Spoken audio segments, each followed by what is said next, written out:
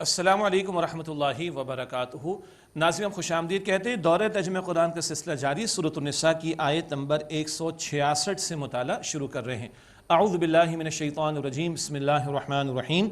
لیکن اللہ یشہد بما انزل الیک انزلہ بعلم، لیکن اللہ تعالیٰ اس بات پر گواہی دیتا ہے کہ جو اس نے آپ صلی اللہ علیہ وسلم کی طرف نازل کیا وہ اپنے علم سے نازل کیا۔ خود حضور کی رسالت پر اللہ تعالیٰ گواہ ہے۔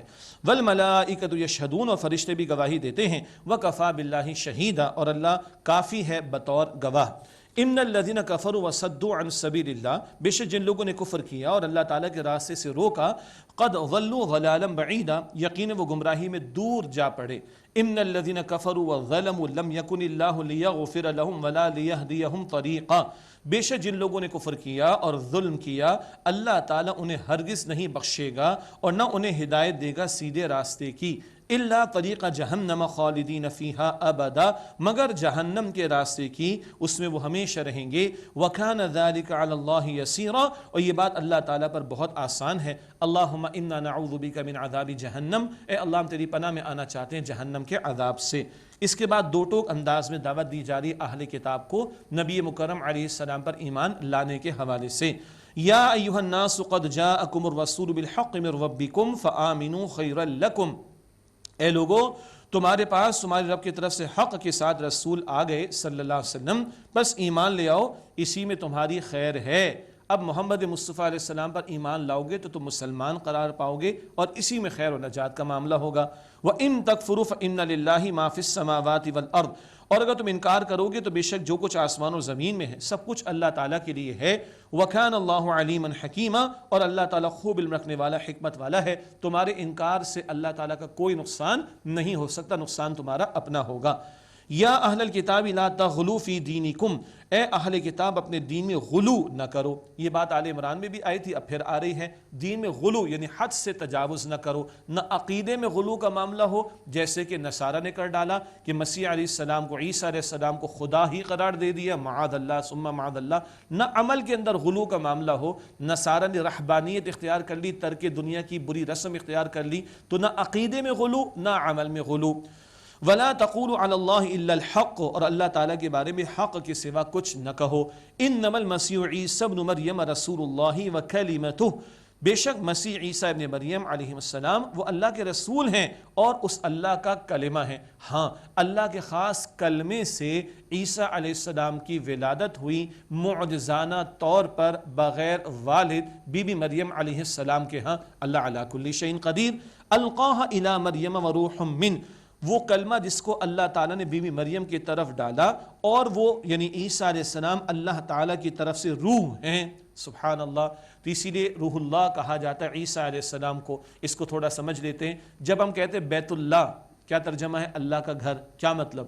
وہ گھر جس کی نسبت اللہ تعالیٰ کی طرف ہے، نہ کہ وہ گھر جس میں اللہ تعالیٰ رہتا ہے، اللہ اکبر، نہ، وہ گھر جس کی نسبت اللہ تعالیٰ کی طرف۔ تو عیسیٰ علیہ السلام روح اللہ، وہ روح جس کی نسبت اللہ تعالیٰ کی طرف۔ تمام انسانوں میں اللہ تعالیٰ نے روح پھونکی، تمام انسانوں کو جسم بھی اللہ نے دیا، روح بھی اللہ تعالیٰ نے عطا فرمائی۔ جسم بھی مختلف نوعیت کے ہوتے، روح بھی مختلف نوعیت کی ہوں گی۔ خاص روح عیسیٰ علیہ السلام کو عطا کی گئی، یہ ان کی عظمت کا بیان ہو رہا ہے۔ اور سب سے بڑھ کر جو عظیم ترین روح عطا ہوئی محمد مصطفیٰ صلی اللہ علیہ وسلم کو، تو روح کے بھی درجات کا معاملہ، تو خاص اللہ کے کلمے سے اور ایک خاص روح جو ان میں ڈالی گئی اس کی طرف اللہ تعالیٰ اشارہ فرما رہا ہے۔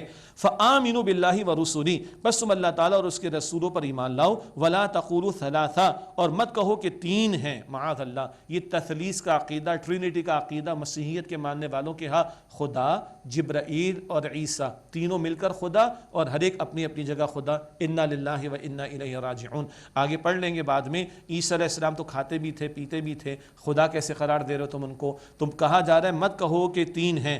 انتہو خیر لکم، باز آ جاؤ، یہ تمہارے حق میں بہتر ہے۔ انما اللہ الہ واحد، بے شک اللہ تو انما اللہ الہ واحد، بے شک اللہ سبحانہ وتعالیٰ تو معبود واحد ہے۔ سبحانہ ان یکون لہ ولد، اللہ تعالیٰ اس سے پاک ہے کہ اس کی کوئی اولاد ہو۔ لہو ما فی السماوات و ما فی الارض، اللہ ہی کے لیے جو کچھ آسمانوں اور زمین میں ہے، وکفی باللہ وکیلا، اور اللہ کافی ہے بطور کارساز۔ اولاد کی حاجت مخلوق کو ہے جو کہ محتاج ہے، اللہ تعالیٰ تو خالق ہے، وہ کسی کا محتاج نہیں، اس کو کسی اولاد کی حاجت نہیں ہے۔ اگلا اور آخری رکوع ہے سورہ نساء کا، اللہ تعالیٰ پر ایمان کا ذکر ہے اور عیسیٰ علیہ السلام کے تعلق سے وضاحتیں آ رہی ہیں، صحیح عقیدہ بیان ہو رہا ہے اور قرآن پاک کو تھامنے کی تعلیم ہے، اور کلالہ کا ایک مسئلہ بھی اس رکوع کے آخر میں بیان ہوگا۔ لن يستنكف المسيح ان يكون عبدا لله ولا الملائكة المقربون، مسیح علیہ السلام کو اس بات میں کوئی عار نہیں کہ وہ اللہ کے بندے ہوں، اور نہ مقرب فرشتوں کو اس میں کوئی عار ہے، سب اللہ کی بندگی میں لگے ہوئے ہیں۔ ومن يستنكف عن عبادته ويستكبر، اور جو کوئی اللہ تعالیٰ کی بندگی سے عار محسوس کرے اور تکبر کرے، فسيحشرهم الیہ جمیعا، تو عنقریب اللہ انہیں اپنے پاس جمع فرمائے گا سب کو۔ فَأَمَّا الَّذِينَ آمَنُوا وَعَمِلُوا الصَّالِحَاتِ فَيُوَفِّيهِمْ أُجُورَهُمْ وَيَزِيدُهُمْ مِنْ فَضْلِهِ، پھر جو لوگ ایمان لائے اور انہوں نے نیک اعمال کیے تو اللہ انہیں ان کے اجر پورے عطا فرمائے گا اور اپنے فضل سے انہیں مزید عطا فرمائے گا۔ ایسے لوگوں میں اللہ تعالیٰ ہمیں شامل رکھے۔ اس کے برعکس وَأَمَّا الَّذِينَ اسْتَنكَفُوا وَاسْتَكْبَرُوا فَيُعَذِّبُهُمْ عَذَابًا أَلِيمًا، اور جن لوگوں نے بندگی کو عار سمجھا اور تکبر کیا تو اللہ انہیں عذاب دے گا، دردناک عذاب۔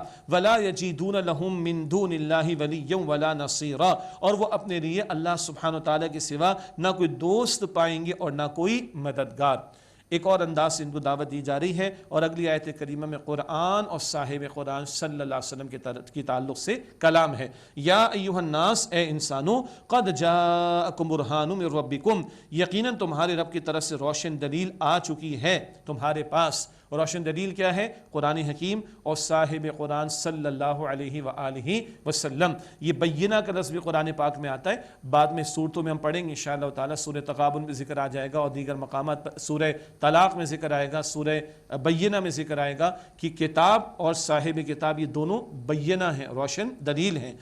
یا ایھا الناس قد جاءکم برہان من ربکم، اے لوگو تمہارے پاس تمہارے رب کی طرف سے روشن دلیل آ چکی۔ وانزلنا الیکم نورا مبینا، اور ہم نے تمہاری طرف واضح نور نازل فرمایا ہے، قرآن پاک کی طرف اشارہ، اس کے نزول کی طرف اشارہ۔ فاما الذین آمنوا باللہ واعتصموا بہ، پس وہ لوگ جو اللہ تعالیٰ پر ایمان لائے اور انہوں نے اللہ کو مراد اس کی رسی کو مضبوطی سے تھام لیا، فسیدخلہم فی رحمت منہ وفضل، پس اللہ ان قریب انہیں داخل فرمائے گا اپنی رحمت اور فضل میں، ویہدیہم الیہ صراط مستقیما، اور انہیں اپنی طرف سیدھے راستے کی ہدایت عطا فرمائے گا۔ اللہ کو تھامنے سے مراد اللہ کے رسی کو تھامنا، اور وہ قرآن پاک ذکر سورہ آل عمران آیت نمبر 103 میں آیا، اور قرآن پاک کو تھامنے سے مراد اس کے حقوق کو ادا کرنا، ایمان بھی زبان و دل دونوں سے، تلاوت بھی باقاعدہ، سمجھنا بھی ہدایت کی طلب و طلب کے ساتھ، عمل کرنا بھی انفرادی زندگی میں فوراً، اجتماعی زندگی میں احکامات کے نفاذ کی محنت، اور اس کے پیغام کو دوسروں تک پہنچانا۔ تو ایمان، تلاوت، فہم، عمل اور تبلیغ، یہ حقوق ادا کریں گے تو ہم قرآن پاک جو کہ اللہ تعالیٰ کی رسی ہے اس کو تھام لیں گے، اور اللہ تعالیٰ سے جو ہمارا کنیکشن ہے وہ اللہ کی رسی کے ذریعے ہے۔ اگر قرآن پاک کو تھامیں گے تو گویا کہ اللہ تعالیٰ سے تعلق مضبوط ہو گیا۔ وَيَهْدِيهِمْ إِلَيْهِ صِرَاطًا مُسْتَقِيمًا، اور اللہ تعالیٰ انہیں اپنی طرف سیدھے راستے کی ہدایت عطا فرمائے گا۔ آخری آیت سورہ نساء کی، اور ایک سوال کا جواب آ رہا ہے، اور کلالہ کے تعلق سے ایک مسئلہ بیان ہو رہا ہے، وہ وراثت کے احکامات میں سے ایک اور حکم عطا ہو رہا ہے۔ ایک مسئلے کی وضاحت کی ضرورت تھی تو وہ اللہ تعالیٰ نے عطا فرما دی۔ شروع میں آیت نمبر 11-12 میں وراثت کے کچھ احکامات تھے، اب بالکل آخری آیت میں آیت نمبر 176 میں مسئلہ بیان ہو رہا ہے۔ ایک رائے یہ بیان کی اہل علم نے، اشارہ ہے کہ ہمارے دین میں وراثت کے احکامات کی کس قدر اہمیت ہے کہ اللہ تعالیٰ نے شروع میں بھی ذکر فرمایا، سورت کے آخر میں بھی۔ یستفتونک، اے نبی علیہ السلام آپ سے استفتاء یعنی سوال کرتے ہیں۔ قل اللہ یفتیکم فی الکلالہ، آپ فرما دیجیے کہ اللہ تعالیٰ تمہیں کلالہ کے بارے میں حکم بیان فرماتا ہے۔ کلالہ کون؟ یاد آ گیا، پہلے ہم نے پڑھا تھا نا، نہ اوپر کوئی ہے نہ نیچے کوئی ہے، اوپر کہتے ہیں اصل، نیچے کہتے ہیں فرع، یعنی اوپر ماں باپ دادا دادی کچھ نہیں، نیچے اولاد، اولاد کی اولاد کچھ نہیں، تو کون ہے؟ صرف بہن بھائی، اس کو کلالہ کہا جاتا ہے۔ ایک مسئلہ بیان ہوا تھا شروع میں سورۃ النساء کے، وہ بہن بھائی تھے جو ماں شریک ہوں۔ یہاں جو ذکر آ رہا ہے وہ عینی اور علاتی بہن بھائی، ابھی تفاسیر میں آپ پڑھ لیجئے گا، ٹھیک ہے؟ ایسے بہن بھائی کہ جن کے ماں باپ مشترک ہوں، یا ایسے بہن بھائی جن میں باپ مشترک ہو، تفصیل بھی تفاسیر میں دیکھیے گا۔ وہ بہن بھائی جو عینی اور علاتی ہوں، حقیقی بہن بھائی یا باپ شریک، ان کے لیے مسئلہ یہاں بیان ہوا۔ ان امرؤ ہلک لیس لہ ولد ولہ اخت فلہا نصف ما ترک، اگر کوئی ایسا مرد مر جائے جس کی کوئی اولاد نہ ہو اور اس کی ایک بہن ہو تو اس بہن کو اس ترکے کا نصف ملے گا، آدھا۔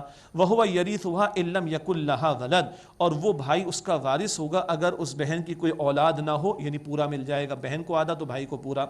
فَإِن كَانَتْ اثْنَتَيْنِ فَلَهُمَا الثُّلُثَانِ مِمَّا تَرَكَ، پھر اگر مرنے والے کی دو بہنیں ہوں تو ان کے لیے 2/3 ہے اس بھائی کے ترکے میں سے۔ وَإِن كَانُوا إِخْوَةً رِجَالًا وَنِسَاءً، اور اگر بہن بھائی کچھ مرد عورتیں ہوں، مکس ہوں، فَلِلذَّكَرِ مِثْلُ حَظِّ الْأُنثَيَيْنِ، تو ایک مرد کے لیے 2 عورتوں کے برابر حصہ ہوگا۔ جیسا بیٹے بیٹی کا معاملہ ہوتا ہے کہ بہن کا آدھا بھائی کا اس سے ڈبل، وہی صورت یہاں پر بن جائے گی۔ فَلِلذَّكَرِ مِثْلُ حَظِّ الْأُنثَيَيْنِ، تو ایک مرد کے لیے 2 عورتوں کے برابر حصہ ہوگا۔ باقی ہم نے پہلے بھی عرض کیا تھا، یہ موقع نہیں ہے کہ وراثت کے احکامات تفصیل سے بیان ہوں، اور یہ ہمارا میدان بھی نہیں۔ جب معاملات پیش آئیں علماء سے رجوع کریں، تفصیل بتا کر مسئلہ معلوم کر کے شریعت کے حکم کے مطابق وراثت کی تقسیم کرنی چاہیے۔ اللہ تعالی ہم سب کو توفیق عطا فرمائے۔ یبین اللہ لکم ان تضلوا، اللہ تعالیٰ تمہارے لیے وعدے فرماتا ہے تاکہ تم گمراہ نہ ہو جاؤ۔ واللہ بکل شیء علیم، اور اللہ سبحانہ و تعالیٰ ہر بات کا علم رکھنے والا ہے۔ اللہ تعالیٰ گمراہی کے شکل سے ہمیں محفوظ رکھے، اور جو وضاحت قرآن پاک کی ہمارے سامنے آ رہی ہیں اور نبی اکرم علیہ السلام کی تعلیمات کی صورت میں، اللہ تعالیٰ ہم سب کو عمل کرنے کی توفیق عطا فرمائے۔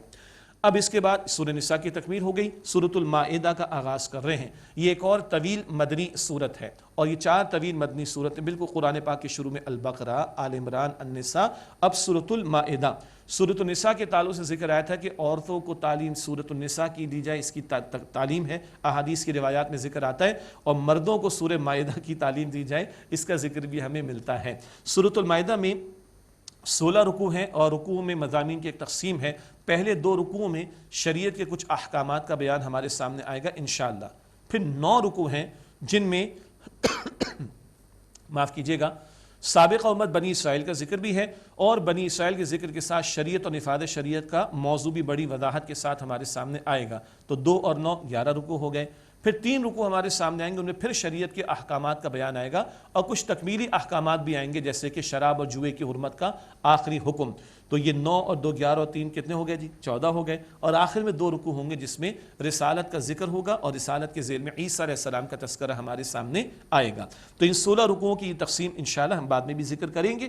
پہلے 2 رکوعوں میں شریعت کے احکامات کا ذکر ہمارے سامنے آ رہا ہے، اور جیسے کہ ابھی ذکر ہوا اہل کتاب کا ذکر بھی ہے، اور اہل کتاب پر اتمام حجت ہے، اور 2 ٹوک انداز میں ساری باتیں واضح کر کے حق قبول کرنے کی دعوت دی جا رہی ہے۔ اور یہ صورت تکمیل شریعت کی صورت بھی کہلاتی ہے۔ تکمیل دین کا اعلان جس آیت میں ہوا وہ بھی اسی صورت میں بھی بات آ جائے گی، اور کچھ احکامات جو تکمیلی عطا ہوئے ان کا ذکر بھی آئے گا۔ اور نفاذ شریعت جس کو آج ہم بھلا چکے ہیں، اللہ کی کتاب سے پڑھنے کے لیے، بیان کرنے کے لیے نہیں، اللہ کی کتاب تلاوت کے ساتھ اقامت کے لیے بھی ہے۔ اپنا غلبہ اور اپنا نفاذ اللہ کا دین چاہتا ہے تو یہ کتاب اپنی اقامت کا تقاضا کرتی ہے۔ یہ موضوع شریعت کے نفاذ کا بہت وضاحت کے ساتھ اس صورت میں انشاءاللہ ہمارے سامنے آئے گا۔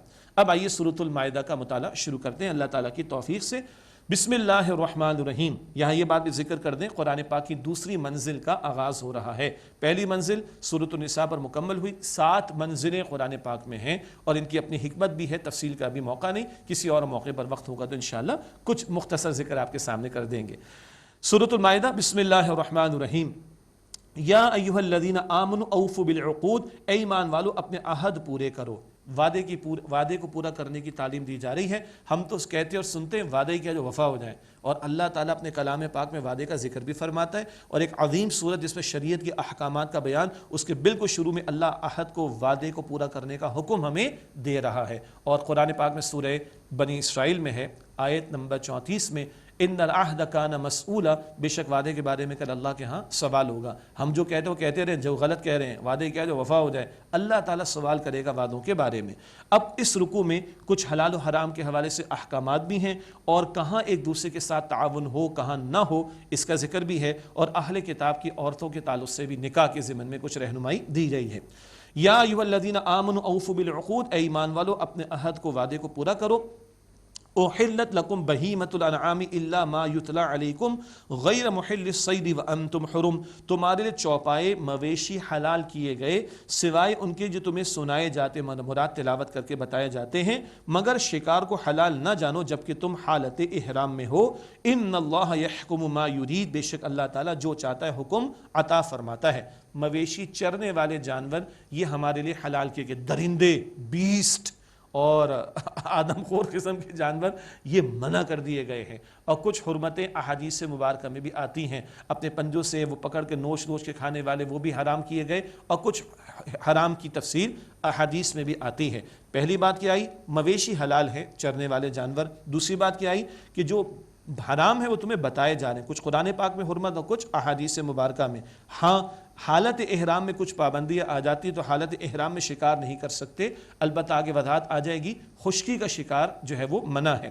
ان اللہ یحکم ما یرید، بے شک اللہ تعالیٰ جو چاہتا ہے حکم عطا فرماتا ہے. جس اللہ تعالیٰ نے عبادات کا حکم دیا اس نے حلال حرام کے احکامات بھی دیے، اس نے فلاں فلاں بات کو حرام قرار دیا، تو جیسے نماز زکوٰۃ وغیرہ کی پاسداری ہوتی ہے، حرام جن کاموں کو قرار دے دیا گیا وہ بھی اللہ نے حکم دیا، جو چاہے وہ حکم دے ان سے بچنا بھی لازم ہے. یا ایھا الذین آمنوا لا تحلوا شعائر اللہ ولا الشہر الحرام ولا الہدی ولا القلائد، اے ایمان والوں اللہ تعالیٰ کے شعائر یعنی نشانیوں کو حلال نہ سمجھو، اور نہ ادب والے مہینوں کو، اور نہ حرم کو بھیجی ہوئی قربانیوں کو، اور نہ ان جانوروں کو جن کے گلوں میں قربانی کے نشان کے لیے پٹے بندھے ہوئے ہوں. یہ تفصیلی ترجمہ میں نے آپ کے سامنے کیا ہے. اللہ تعالیٰ کے شعائر نشانیاں، کچھ ایسی نشانی جن کو دیکھ کر اللہ تعالیٰ کی یاد تازہ ہوتی ہے، اللہ تعالیٰ نے ان کا احترام ہم پر واجب کیا، ان کی حرمت کو پامال کرنا حرام. تو یہاں جو کہا جا رہا ہے حلال نہ سمجھو، کیا مطلب؟ ان کا تقدس ہے، ان کا احترام تم پر واجب ہے، یہ سیکرڈ ہیں، تو ان کی بے حرمتی نہ کی جائے. کس کی؟ نمبر ایک جو بتایا گیا جو اللہ تعالیٰ کی نشانیاں ہیں، جیسے کہ اللہ تعالیٰ کا گھر ہے، خانہ کعبہ، مساجد ہیں وغیرہ، اسی طرح روضہ رسول ہے صلی اللہ علیہ وآلہ وسلم اینڈ سو آن، یہ اللہ کی صفا مروہ اللہ کی نشانیاں. دو حرمت والے مہینے 4 کا ذکر پہلے آ چکا، رجب اور پھر ذی قعدہ، ذی الحجہ، محرم، ان میں بھی حرمتیں ہیں یعنی احترام لازم ہے. نمبر 3 ہدی، وہ جانور کے جو قربانیاں حرم کو بھیجی جائیں گی، حدود حرم میں جن کو ذبح کیا جائے گا. اور نمبر 4 قلائد، یہ ہدی کے جانور کی مزید وضاحت کہ جن کے گلوں میں پٹے ڈال دیے جاتے ہیں، جس سے پتہ چل جاتا ہے کہ بھئی اللہ تعالیٰ کے لیے مخصوص کر دیے گئے ہیں اور ان کو آگے حدود حرم میں اللہ کی خاطر ذبح ہونا ہے، ان کی بھی بے حرمتی نہ کی جائے. اگلی بات ولا آمین البیت الحرام یبتغون فضلا من ربہم ورضوانا، اور نہ بیت اللہ کا ارادہ کرنے والوں کو حلال ٹھہراؤ جو اپنے یبتغون فضلا من ربہم ورضوانا، جو اپنے رب کا فضل اور اس کی رضا چاہتے ہیں. اللہ کے گھر کا ارادہ کرنے والے حاجی، وہ عمرہ کرنے کو کوئی جائے یا حج کرنے کو جائے، یہ اللہ کے گھر کی طرف جانے والا یہ بھی محترم ہے، اس کی بے حرمتی نہ کی جائے. کیا مطلب؟ اس کو ستایا نہ جائے، لوٹ مار نہ کی جائے. اب یہ جملہ آپ نے سنا، کیا کچھ نہیں ہو جاتا؟ مجھے کچھ کہنے کی ضرورت نہیں ہے، اللہ کا خوف ہونا چاہیے. اللہ کے گھر کی زیارت کو جا رہا ہے بھائی، اس کو فیسیلیٹیٹ کرو، ہاں کچھ کما بھی لو، یہ منع نہیں ہے، مگر بے دردی کے ساتھ تو نہ کماؤ، ظلم تو نہ کرو، زیادتی تو نہ کرو، تکلیف تو نہ پہنچاؤ، ستاؤ تو مت. یہ بھی احترام کرنا حاجی کا، حج کے لیے کوئی جا رہا ہے یا عمرہ کرنے کے لیے لازم ہے. وَإِذَا حَلَلْتُمْ فَاصْطَادُوا، اور جب تم احرام کھول دو تو شکار کر لو. حالت احرام میں جیسے کچھ اور پابندیاں ہیں تو خشکی کا شکار کرنا بھی منع. اب تو خیر سب کچھ اویلیبل ہوتا ہے، لیکن اس دور کو ذہن میں رکھیے جب دور دراز سے لوگ آتے تھے اور سامنے خشکی کے جانور بھی ہیں، اس کو ذہن میں رکھیے. وَإِذَا حَلَلْتُمْ فَاصْطَادُوا، اور جب احرام کھول دو تو چاہو تو شکار کر لو. وَلَا يَجْرِمَنَّكُمْ شَنَآنُ قَوْمٍ أَن صَدُّوكُمْ عَنِ الْمَسْجِدِ الْحَرَامِ أَن تَعْتَدُوا، اور اس قوم کی دشمنی جو تم کو روکتی تھی مسجد حرام سے، اس بات کا باعث نہ بنے کہ تم زیادتی کرو. بڑا پیارا دین ہے، تم سے کسی نے زیادتی کی تم بھی زیادتی کرو، یہ جائز نہیں. سبحان اللہ، بدلہ لینے کی گنجائش ہے، زیادتی کرنے کی اجازت نہیں، ٹھیک ہے۔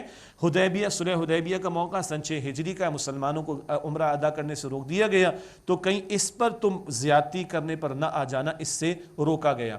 ہمارا عام روٹین کیا ہے، چلو تم ادھر کو ہوا ہو جدھر کی، جس طرف سب دوڑیں تم بھی دوڑو، نہیں، ہمارا دین تو کہتا ہے کہ ہوا کے رخ پر نہیں چلو، بلکہ ہوا کے رخ کو موڑ دینے کی بات کرو، ہوا کے رخ کو موڑ دینے کی بات کرو، اور تمہارا اخلاق بہت عمدہ ہونا چاہیے، تمہارا کردار بہت عمدہ اور عالی شان ہونا چاہیے۔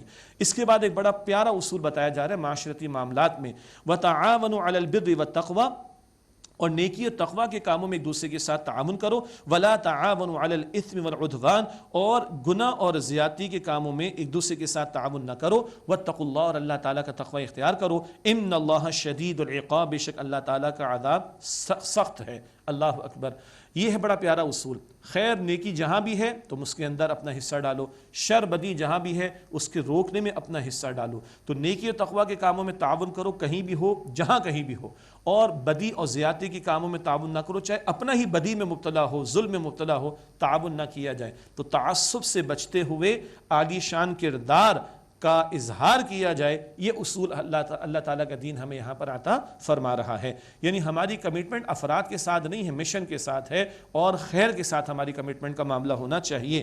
وَاتَّقُوا اللَّهَ، اور اللہ تعالیٰ کا تقوی اختیار کرو، إِنَّ اللَّهَ شَدِيدُ الْعِقَابِ، بے شک اللہ تعالیٰ کا عذاب سخت ہے۔ اس کے بعد اللہ تعالیٰ 4 باتوں کی حرمت جو ہم پہلے بھی پڑھ آئے ہیں ان کا پھر ذکر فرما رہا ہے۔ 4 باتیں جو کثرت سے رائج تھیں جب نزول قرآن کا معاملہ ہو رہا تھا، اب بھی ان میں سے کئی ایک چیزیں رائج ہیں دنیا بھر میں، تو یہ نہیں کہ صرف 4 ہی باتیں حرام ہیں، 4 باتیں جو کثرت سے معروف تھیں جو کہ حرام ہیں، ان کا ذکر قرآن پاک فرما رہا ہے۔ حرمت علیکم المیتۃ والدم ولحم الخنزیر وما اہل لغیر اللہ بہ، حرام کر دیے گئے تم پر مردار اور خون اور سور کا گوشت، اور وہ کہ جس جانور پر ذبح کے وقت اللہ تعالیٰ کے سوا کسی اور کا نام پکارا گیا ہو، یعنی ذبیحہ بھی ہو تو اللہ تعالیٰ کی رضا کے لیے۔ تو مردار حرام ہے، اس کی کچھ شکلیں آگے بیان ہو رہی۔ خون سے مراد بہتا ہوا خون، سورہ انعام میں ذکر آ جائے گا۔ حلال جانور کو بھی ذبح کرتے جو خون بہتا ہے وہ خون حرام ہے، اس کو استعمال نہیں کر سکتے۔ نمبر 3 سور کا گوشت حرام، اور نمبر 4 وہ ذبیحہ، وہ جانور جو ذبح کرتے وقت اللہ کے سوا کسی اور کا نام لیا جائے، بتوں کو خوش کرنے کے لیے، بتوں کی رضا کے لیے، غیر اللہ کی رضا کے لیے، اللہ کے سوا غیر اللہ کی رضا کے لیے ذبح کیا جا رہا ہے، اس کی ممانعت۔ اب وہ جو مردار ہے اس کی کچھ شکلیں بیان کی جا رہی ہیں۔ جانور تو حلال ہے لیکن مردار اگر ہو گیا تو یعنی اس کو تم ذبح نہ کر سکے اس کے مرنے سے پہلے، تو حلال نہیں ہے تمہارے لیے۔ فرمایا والمنخنقۃ والموقوذۃ والمتردیۃ والنطیحۃ وما اکل السبع الا ما ذکیتم، اور وہ جانور جو گلا گھونٹنے سے مر گیا ہو، اور چوٹ کھا کر مر گیا ہو، اور گر کر مر گیا ہو، اور سینگ لگا اور مر گیا ہو، اور جس کو درندے نے کھایا ہو، مگر یہ کہ جو تم نے ذبح کر لیا۔ تو یہ شکلیں مردار کی کہ جو حرام ہیں۔ ہاں ایک جانور نے جو کہ درندہ تھا، حلال جانور کو پکڑا ہے، مگر تم پہنچ گئے اور تم نے اس کے موت سے پہلے اس کو ذبح کر لیا، یہ تو حلال۔ ادروائز جو مردار ہیں، جانور حلال تھے مردار ہیں، وہ تمہارے لیے حلال نہیں ہیں۔ وما ذبح علی النصب وان تستقسموا بالازلام، اور حرام کیا گیا وہ جو بتوں کی قربان گاہ پر ذبح کیا جائے۔ بتوں کی پرستش کرتے تھے مشرکین، اور ان کی رضا کے حصول کے لیے، ان کو خوشنودی کے لیے جو ہے ذبح کرتے تھے۔ آج بھی ڈیول ورشپرز دنیا میں موجود ہیں، ہاں ڈیول ورشپرز دنیا میں موجود ہیں، شیطان کی پرستش کرنے والے موجود ہیں، اور وہ جانور کیا، وہ ظالم تو انسانوں کو بھی ذبح کروا ڈالتے ہیں معاذ اللہ۔ یہاں کہا جا رہا ہے وما ذبح علی النصب، اور جو بتوں کی قربان گاہ پر حرام، جو بتوں کی قربان گاہ پر ذبح کیا گیا وہ بھی حرام۔ وَأَن تَسْتَقْسِمُوا بِالْأَزْلَامِ، اور یہ کہ تم جوے کے تیروں سے گوشت وغیرہ کو تقسیم کرو۔ پہلے تو جانور ذبح کر دیے، اب تقسیم کیا جا رہا ہے، جوے کے تیر کو استعمال کرتے اور اتنا فلاں کا چانس کی بیسس پر ہوتا۔ اس طرح کی حرکتیں بھی جو تھیں ان سب کو بتایا جا رہا ہے کہ یہ بھی حرام ہے۔ ذالکم فسق، یہ گناہ ہے۔ الیوم یئس الذین کفروا من دینکم فلا تخشوہم واخشون، آج کافر تمہارے دین سے مایوس ہو گئے، پس تم ان سے نہ ڈرو اور مجھ سے ڈرو۔ یہ دین غالب ہو رہا ہے، اللہ کا دین غالب ہو گیا، بلکہ آگے جو آیت کریمہ آ رہی ہے وہ تو حجۃ الوداع کے موقع پہ، وہ تو ہے 10 ہجری کا معاملہ، اللہ اکبر۔ تو آج کافر تمہارے دین سے مایوس ہو گئی، دین غالب ہو گیا۔ اللہ تعالیٰ فرماتے ہیں تم مجھ سے نہ ڈرو اور مجھ سے ڈرو۔ اللہ کی شریعت کے معاملے میں کافروں سے ڈرنے کی ضرورت نہیں ہے، معذرت خانہ رویہ اختیار کرنا، اسلام کا سافٹ امیج ڈیفینسو موڈ کے اندر آنا، کوئی ضرورت نہیں ہے۔ اللہ فرماتا ہے وخشون، اور مجھ سے ڈرو۔ الیوم اکملت لکم دینکم واتممت علیکم نعمتی ورضیت لکم الاسلام دینا، آج میں نے تمہارے لیے تمہارے دین کو مکمل فرما دیا اور اپنی نعمت تم پر مکمل فرما دی، اور میں نے تمہارے لیے اسلام کو دین کے طور پر پسند فرما لیا۔ یہ آیت کریمہ حجۃ الوداع کے موقع پر نازل ہوئی۔ 22.5 برس کا مبیش ہو گئے نزول قرآن کو، اور اب دین بتمام و کمال محمد مصطفیٰ صلی اللہ علیہ وسلم پر مکمل کیا گیا۔ یہ امتیازی شان حضور کی ہے صلی اللہ علیہ وسلم، اور کسی پیغمبر کے بارے میں بات نہیں آئی۔ آخری رسول کے بارے میں ذکر آیا۔ قرآن قیامت تک کے لیے محفوظ، حدیث مبارک قیامت تک کے لیے محفوظ۔ نئے کوئی مسائل آئیں گے تو اجتہاد کا دروازہ کھلا ہوا ہے۔ اجتہادی بصیرت رکھنے والے اہل علم کتاب و سنت کی تعلیمات کی روشنی میں کوئی نیا مسئلہ ہوگا اس کے بارے میں رہنمائی کر دیں گے۔ دین اللہ نے مکمل فرمایا، اور فرمایا نعمت مکمل فرمائی۔ اسلام کے احکامات زحمت نہیں ہیں، شریعت معاذ اللہ زحمت نہیں ہے، اللہ فرماتا ہے نعمت ہے، اللہ اکبر۔ اور اللہ فرماتا ہے وَرَضِيتُ لَكُمُ الْإِسْلَامَ دِينًا، اور میں نے اسلام کو تمہارے لیے دین کے طور پر پسند کیا۔ اسلام دین ہے، system of life, code of life, پہلے ہم پڑھائیں سورہ آل عمران میں۔ یہ انگریزی والا ریلیجن نہیں ہے جو چند اعمال تک محدود و انفرادی سطح کے، یہ مکمل ضابط حیات ہے، مکمل دین ہے، مکمل نظام زندگی ہے۔ اور سورۃ البقرہ آیت 208 میں ہم نے پڑھا پورے کے پورے اسلام میں داخل ہونا ہے، انفرادی زندگی میں بھی اور اجتماعی معاملات میں بھی اللہ کے احکامات پر عمل ہو۔ اگلی بات بتائی جا رہی ہے جو ہم پہلے بھی پڑھ چکے، فَمَنِ اضْطُرَّ فِي مَخْمَصَةٍ غَيْرَ مُتَجَانِفٍ لِإِثْمٍ فَإِنَّ اللَّهَ غَفُورٌ رَحِيمٌ، پھر جو بھوک میں لاچار ہو جائے لیکن وہ گناہ کی طرف مائل نہ ہو تو گنجائش ہے، جان پر بن آئے اور جان بچانے کے لیے کوئی حلال شے نہیں ہے تو کچھ حرام اس قدر استفادہ کر سکتے ہو کہ جان بچ جائے، یہ دین میں گنجائش ہے اور یہ بڑا پیارا دین ہے۔ فَإِنَّ اللَّهَ غَفُورٌ رَحِيمٌ، پس بے شک اللہ سبحانہ وتعالیٰ بہت بخشنے والا، نہایت رحم فرمانے والا ہے۔ ناظرین کرام ایک وقفہ لیتے ہیں، اس کے بعد سلسلہ رہے گا جاری انشاءاللہ تعالیٰ دورہ ترجمہ قرآن کا۔ السلام علیکم ورحمۃ اللہ وبرکاتہ۔